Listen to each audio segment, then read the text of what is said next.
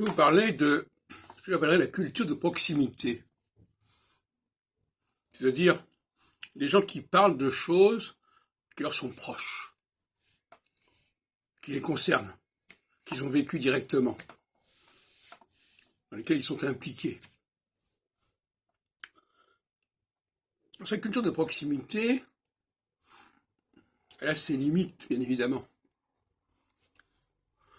Parce que ne parler que de ce que l'on connaît, et notamment de soi-même, et de ses proches, c'est quand même assez limité, que de dire. Et il y a des catégories de personnes qui fonctionnent énormément dans cette communication de proximité, qui communiquent sur leur proximité.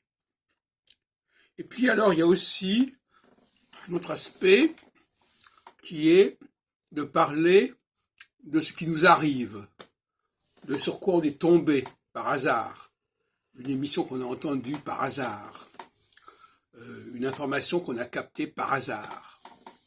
Ça aussi, on le conçoit, c'est assez limité.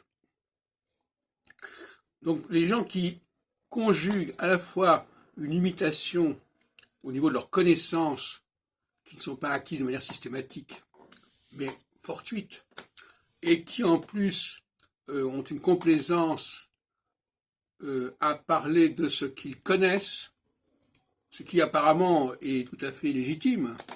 Il vaut mieux parler de ce qu'on connaît que de ce qu'on ne connaît pas, mais il vaut mieux aussi prendre la peine d'élargir son champ de conscience et d'élargir le champ de ses connaissances. Et donc si on n'a pas élargi les champs de ses connaissances, eh bien on est contraint de se réduire, de se contenter de parler de ce qui nous est proche, et de ce qui nous est parvenu ponctuellement, ce qui donne un ensemble assez hétérogène, assez hétéroclite de connaissances et de communication.